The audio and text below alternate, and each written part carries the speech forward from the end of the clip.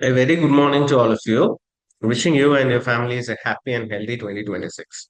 I'm Dinesh Chinaswamy from ITIS Capital, and it gives me great pleasure to welcome you all for our annual investor call 2025. Thank you for taking the time to join us, especially on a Saturday. At this time, all the participants will be in listen-only mode, and after a brief presentation by our founder and fund manager, Mr. Naveen Chandramohan, we will have a Q&A session. So Naveen will walk us through the year gone by, covering portfolio performance, key macro developments, and the drivers we are watching as we head into 2026. During the course of the call, you may post your questions in the Q&A box. The questions will remain anonymous and will be visible only to the meeting hosts. On that, over to you, Naveen. Thanks a lot, Dinesh, and good morning to everyone who's taken time off to join our call. So we'll start off our call by reviewing the performance, and then I'll spend some time breaking down this performance in terms of how we view it through a lens of attribution. In terms of analyzing markets, there are three fundamental aspects that we try and gauge an understanding of. One is flows, second is macro, and third and most important is the earnings. So we'll cover each one of this around how we are seeing from our lens this pan out, and then we'll transform that into what we expect from 2026. In terms of going into the returns of the fund had a fairly strong December, and that resulted in us outperforming the benchmark in the last quarter. During the year, and if you look at it since inception, 1 CR invested in the fund is roughly worth 4.47 CR from Jan 17 all the way to Dec 25. These returns have been achieved with a lower volatility than the benchmark Nifty 50, as well as a lower beta. So from a risk-adjusted perspective, the fund has had consistency in returns across time and across cycles. The same thing, if you look at it from an IRR perspective, the fund has beaten the benchmark by an absolute close to 3% post fees and expenses over the same period. Now, going into the second aspect, which I think is slightly important, where are these returns coming from, especially in CY25? Now, we break down these returns into two aspects. One is what is called allocation, and another is what is called selection. Now, I'll just explain what these two mean from an intuitive perspective. Now, let's say that we as a fund house take an active call to sit and underweight IT, which is what we did in CY25. So that's a sector allocation. What that means is against the benchmark, which has roughly a double digit, let's call it a 10% weight in IT, and our weight was 1%. Now, if IT underperforms that year, then you will see a very strong allocation effect for us. So effectively, allocation means how much of a weight are you giving to a sector, and as a result of which have you generated an excess return by either overweighting or underweighting the sector. Selection is slightly different. Within the sector, the companies that you have chosen, have they actually outperformed the other companies within the sector? So you can think of selection effect as bottom-up stock picking. You can think of allocation effect as top-down sector positioning. The way we think about returns, our alpha will always come from a strong selection effect, but at the same time, a good allocation effect ensures that you manage drawdowns well. So both of this need to work in tandem in order to achieve what we call as the consistency in risk-adjusted returns. So if you look at our contributors, there were three sectors where the fundamental bottom-up stock picking actually clearly showed. Minings and minerals, FMCG. FMCG was one sector which actually did very poorly, and it continues to do poorly, but the stocks that we picked had a strong outperformance, and same to do with auto. The one sector where, again, allocation effect comes is IT that I spoke to you about, which we were underweight.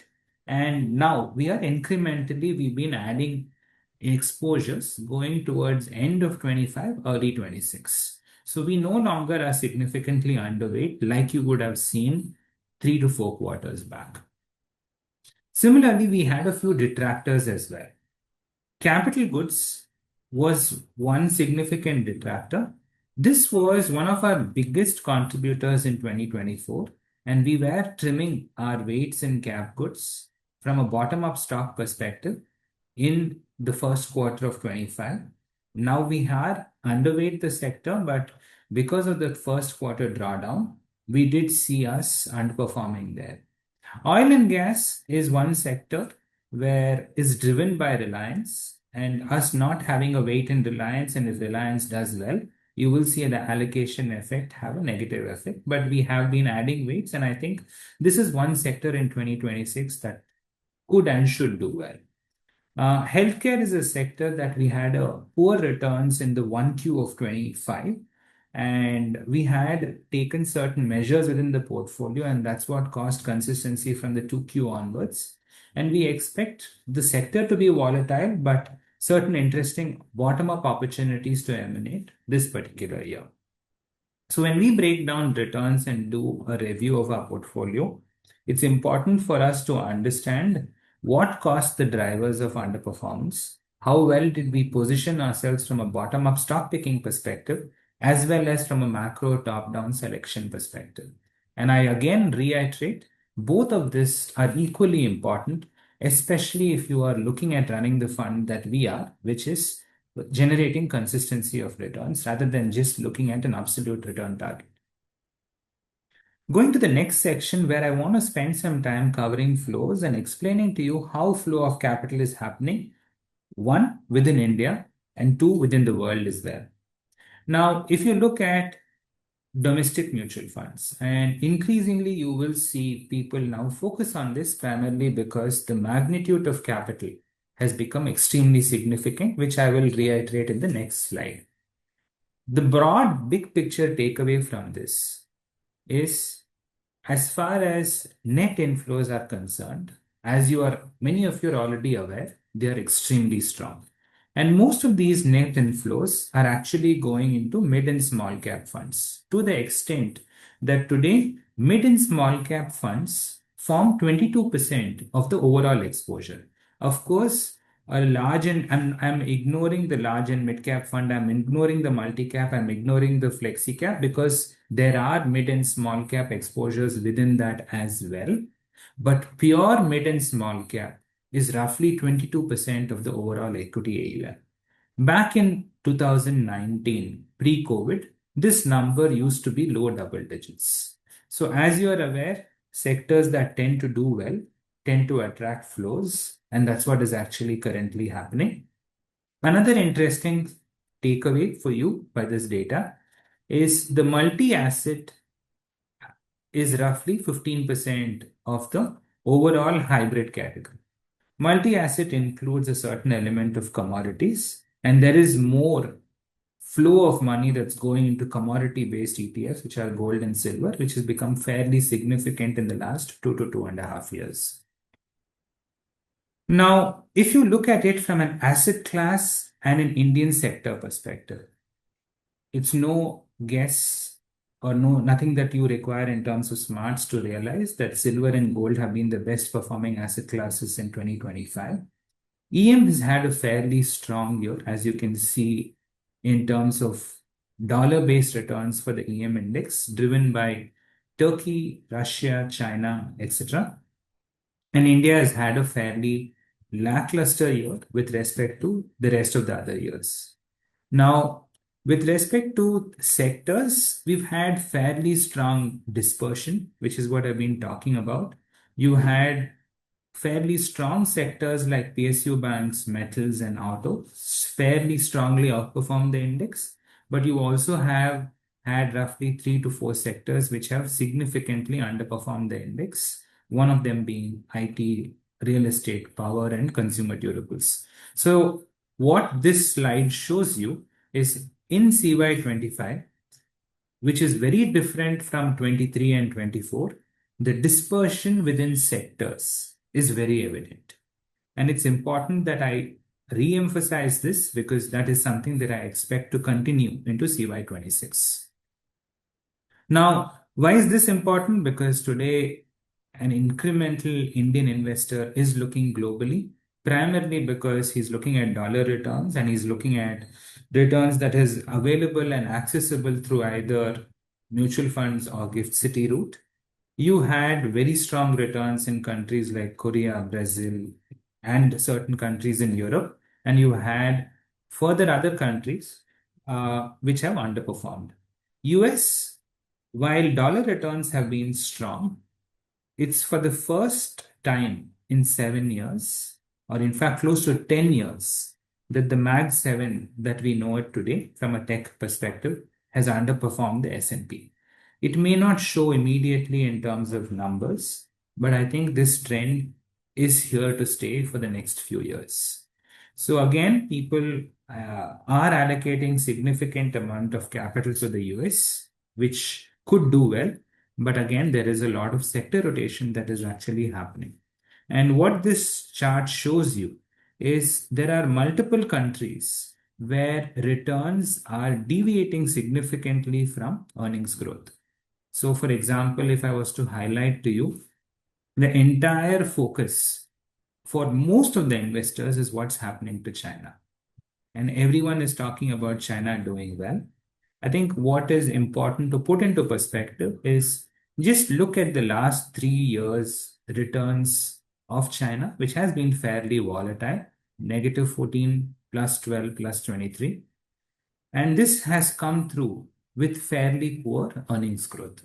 So end of the day, looking at China as the only place to invest, which many of the investors have had one-on-one conversations with offline as well, I'm not sure is the best right away place to allocate capital. Instead, one country that very few people are talking about, if someone wants to allocate international capital, today the only two questions I get is US and China, and that's where I want to allocate capital, which is, I mean, I would not say it's right or wrong, primarily because people are chasing past returns.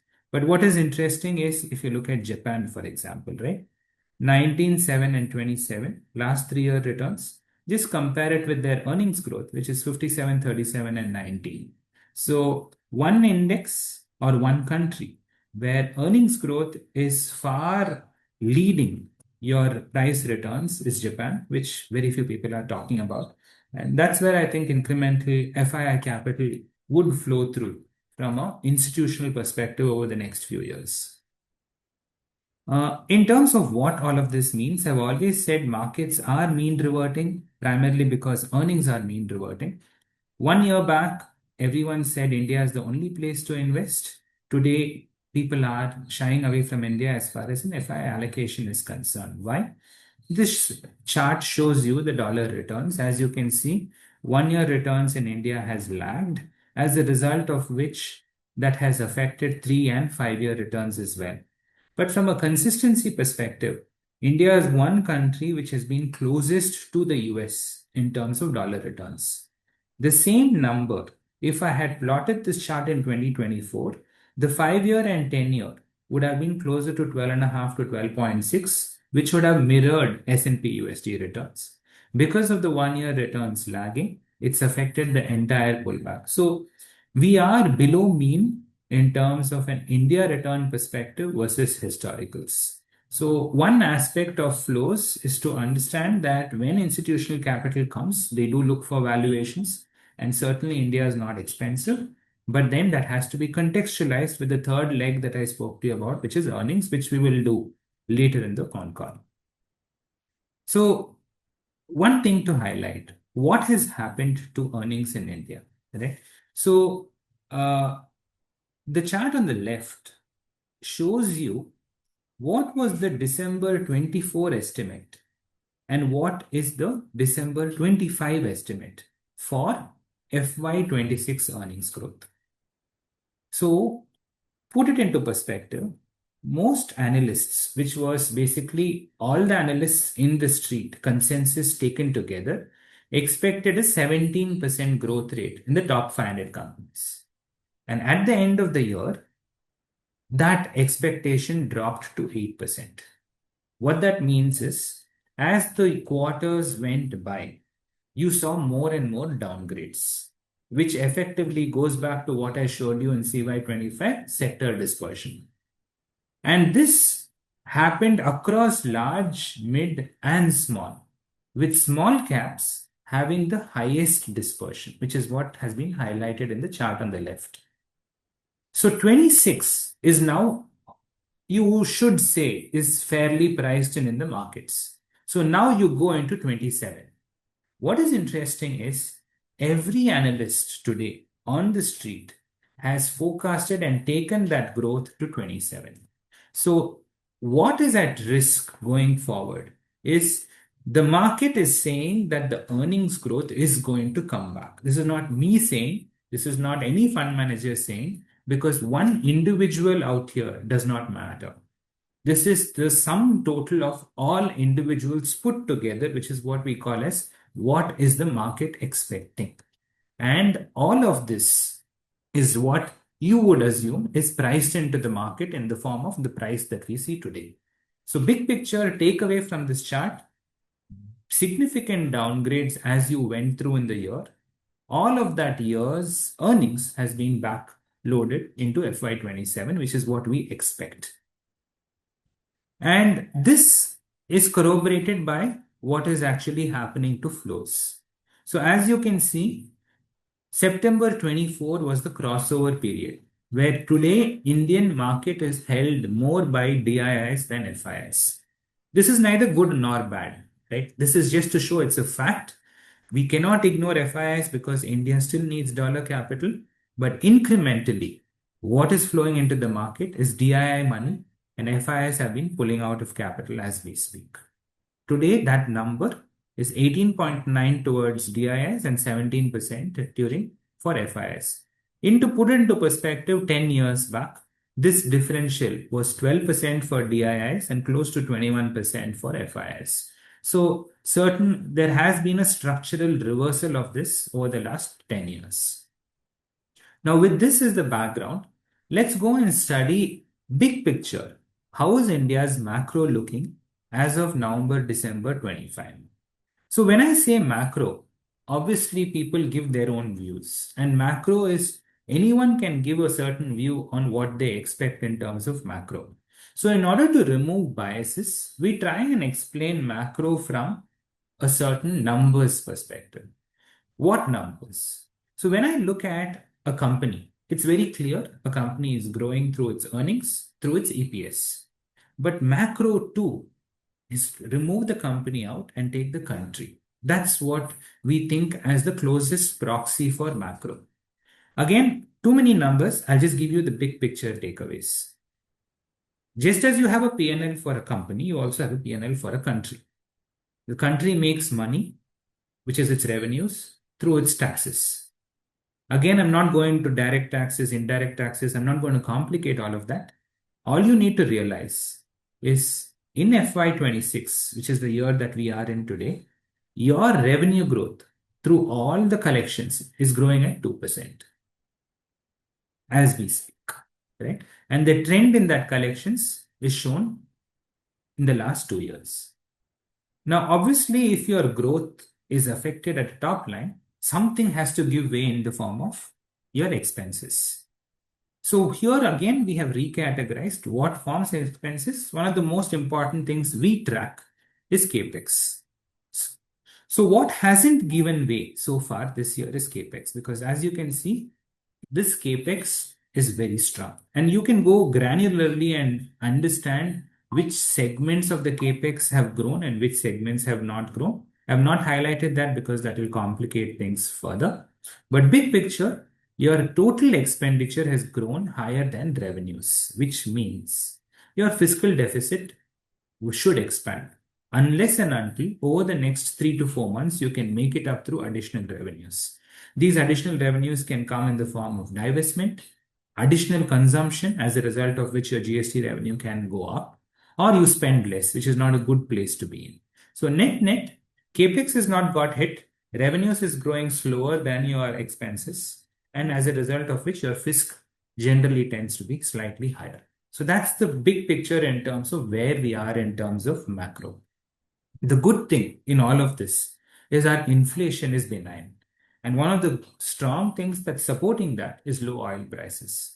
So this is the big picture of where India's macro is from how a global investor would see us today, within the perspective of saying, do we have, where can spending and growth come from?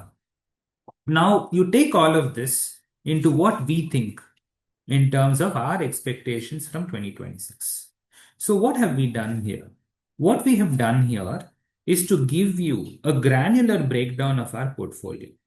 So, if you look at it, a strong portfolio, we believe, should have a strong growth, and this growth should not get diluted by margins, which means I don't want to be subsidizing this growth. So end of the day, I'm in a good spot as long as I have good, strong growth and the ability to either grow, expand, or currently have strong margins. So if you look at it, that is what you will see in our portfolio. From a top-down perspective, our portfolio has much stronger growth against the benchmark and a much better margin profile against the benchmark. And this is highlighted through each sectoral position that we have. So if you look at it, we are underweight capital goods. I just spoke to you about it primarily because the growth, though it's strong and the margins it's strong, there are only certain pockets like defense that the government is currently spending in. So at current valuations, I don't want to be overweight capital goods. But there are certain other sectors where we have a much larger weight in, be it metals and mining, be it in healthcare, be it in chemicals, or we also have a reasonable weight in banks, though against the benchmark, we still are underweight. So this chart tells you where you want to be positioned. You want to be positioned here, but you also want to be aware that if you are overweight only in this bucket, valuations will reflect them in the form of higher valuations.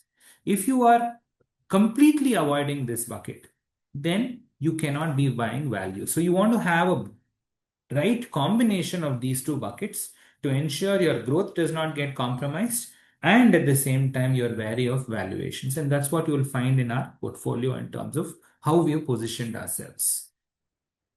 Combining all of this, what do we expect from Nifty India and our own portfolio in 2026?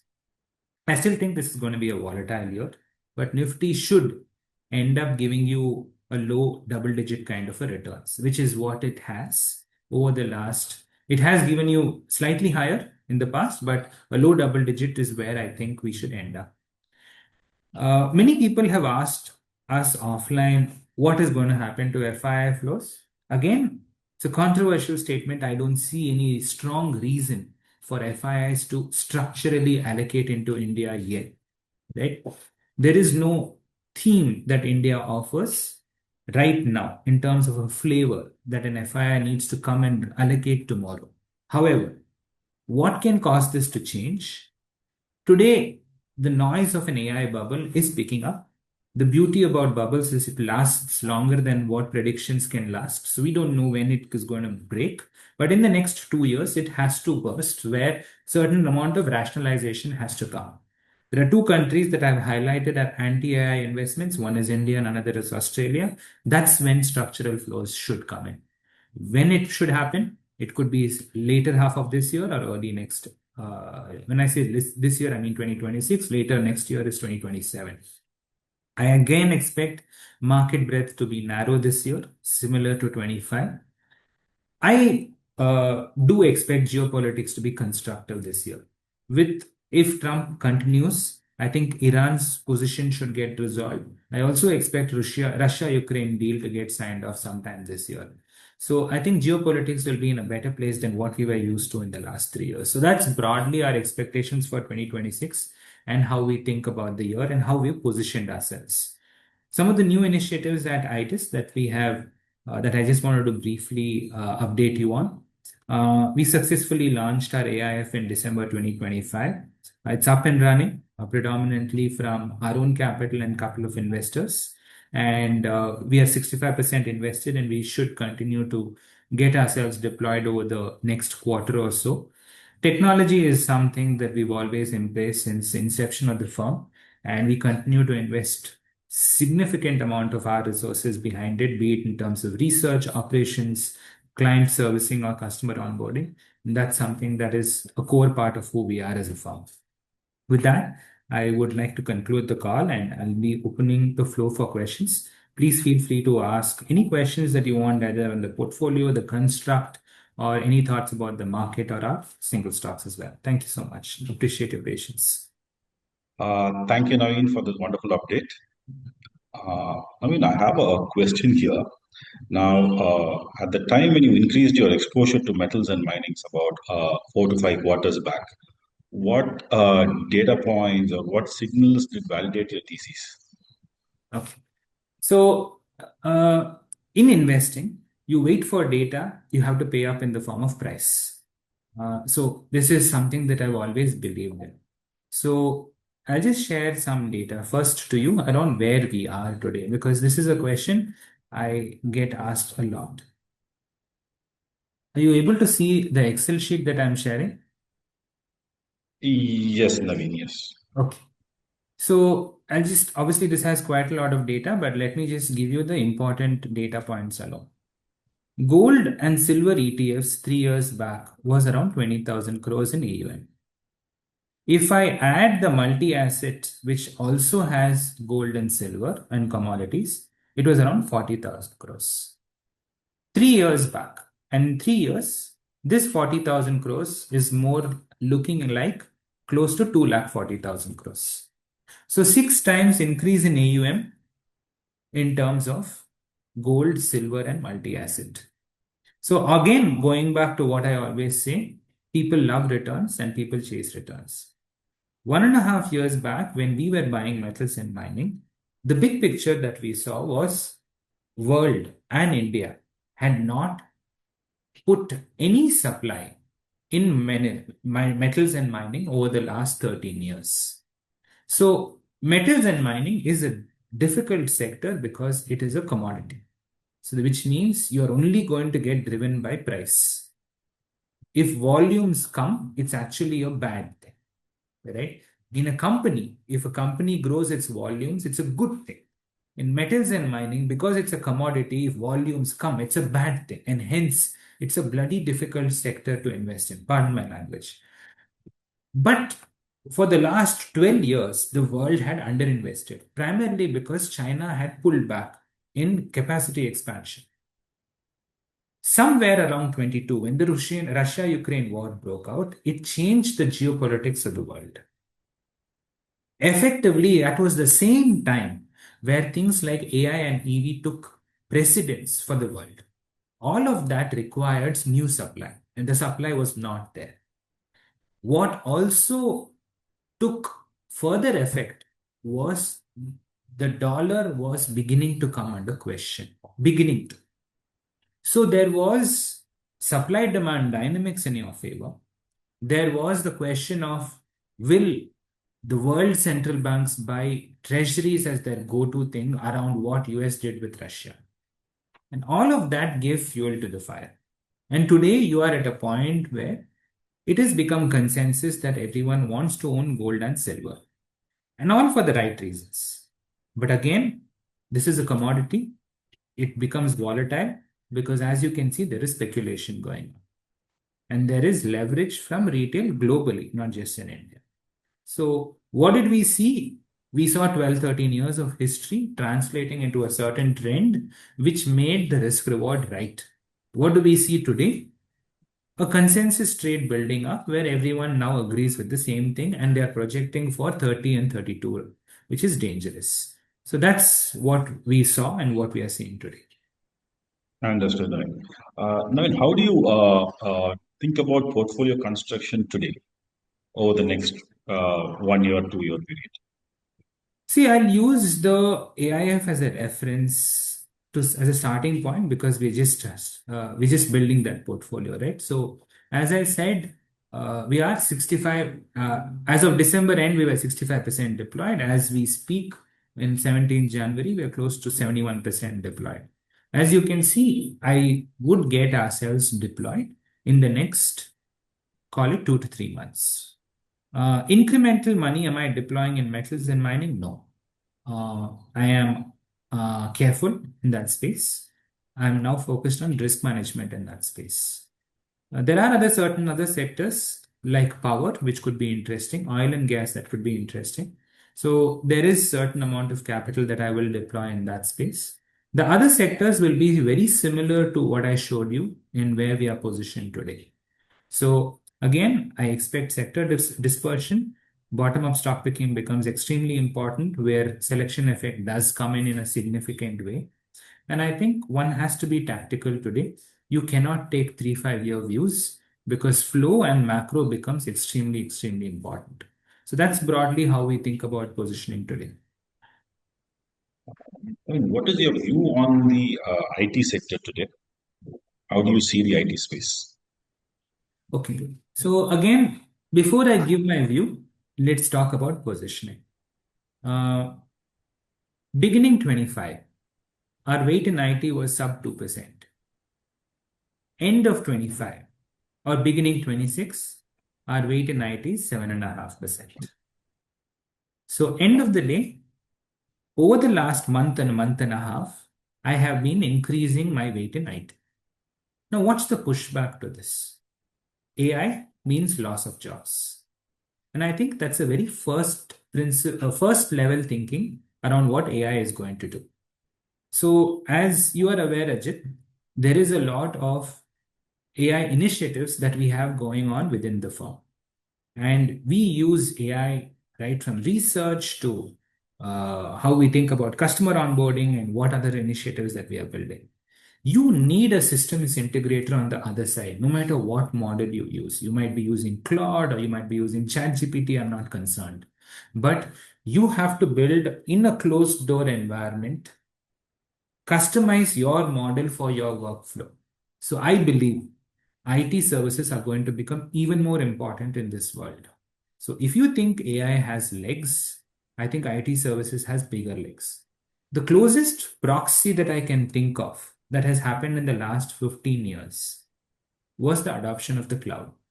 So people who were alive or rather following markets in the let's say early 2000s, you're all aware of a large box that enterprises used to run, which is what is called as on-premise server. In 2011 and 12, we went to the cloud and everyone said IT services have no role to play in this migration. 2014 onwards, people realized they have a bigger role to play in this migration. I see something similar happening here. I'm not betting the farm on it, but I think I don't want to be underweight anymore. I don't think that's the right risk reward. So I will watch out in terms of how earnings growth comes back. I think 26, I don't think they will underperform. Whether they outperform is a different question, but we will position ourselves accordingly. Understood. Now, with a lot of money getting allocated into commodities, let's say gold, silver, and all of that, these are all non-cash generating assets. So, how do you think allocation will happen in 2026, or is it going to flatten? See, again, I think one of the biggest problems or rather difficulties of investing is your horizon. Every investor who comes in with an investment, be it in equities or commodities, says they are long term.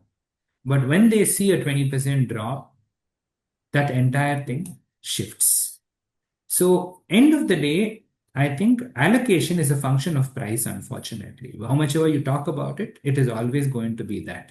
When the asset class performs, money is going to flow. This is not India we're talking about. I'm talking about global human beings. End of the day, please realize the people who are allocating are human beings, whether you're a US endowment or a retail investor sitting in Hong Kong, you're all the same, right? You are looking at past returns and allocating. So as long as gold performs, you are going to see allocations go up. Is that the right thing to do? It is, as long as you're bracing yourself for higher volatility, because leverage in the system is also going up. Big picture, central banks are buying gold. They'll continue to buy gold because incremental money to treasuries is dropping. Can that change? Yeah. If 10-year goes above 5.5, I'm not very sure you can make a case to say that central banks will not buy treasuries because it now becomes attractive purely from a risk reward perspective. So all of this are not linear decisions. So in 26, if you ask me, will the allocations go up? I think it will continue to go up, but it will go up with volatility. That's my view. Understood. Got it. Now, how do you look at the banking sector, PSUs, private, and also NBFCs panning out over the next 4 to 5 quarters? I think there are three very different sectors, right? I don't think incremental alpha in your portfolio is coming from private sector banks. It's a controversial statement to make, but that's my core belief. I think private sector banks will show you 1-2% excess growth than credit growth. So if you believe credit growth in India is 10-11%, you will see a 12-13% NIM growth. And for that, how much of price to book re-rating are you going to expect? That's something that you'll have to evaluate individually. But my core belief, I don't see private sector banks giving you incremental alpha. Public sector banks, because of the way your credit cycle is, you are in a good space. So they are going to be more aggressive this year. That's where they will make bad capital allocation decisions. When I say bad, that will come out 3 years later. That's not a problem to worry about today. And finally, NBFCs in a low rate of environment, they should benefit. So I think you should see NBFCs and PSUs broadly do okay. Private sector banks will do well as well. I'm not saying they'll not do well, but that's not where incremental alpha is going to come from. So that's how I think about the broad lending portfolio in India. Understood. Naveen, I have a last question here. Is it good that the DII money is structurally increasing for India? It's always good that end of the day, you should believe in your country. Any country's growth has to come from the locals. You cannot have foreigners believe in your country and Indians run away from your country. That cannot result in growth. So 20 years back, India could take a very diplomatic stance towards the world. Today, you're going into a bipolar world. There is the West and there is the East. And so far, we have not taken a stance around where we want to go. And somewhere along the way, I think we'll have to do that. And when we do that, it has implications for how the domestic economy has to grow. So I think from a long-term perspective, it's always good that the DII drives your economy rather than FIs because FIs can come and go. There is no reason for them. Capital is fungible. Whether it is Japan or India, they don't care. Whereas you sitting here, you should have ideally significant percentage of your net worth in India, right? If the day you change that, that's not good for your country. So big picture, I would always say an economy is always stronger when DIIs begin to actually invest in your country. So to me, it's a good sign. Understood. Thank you so much. Over to you, Dinesh. Thank you, Naveen and Ajit, for the insightful update. And a sincere thanks to all the participants for your time and for the continued trust you place in ITIS Capital. We'll be sharing the recording of this session in the coming week.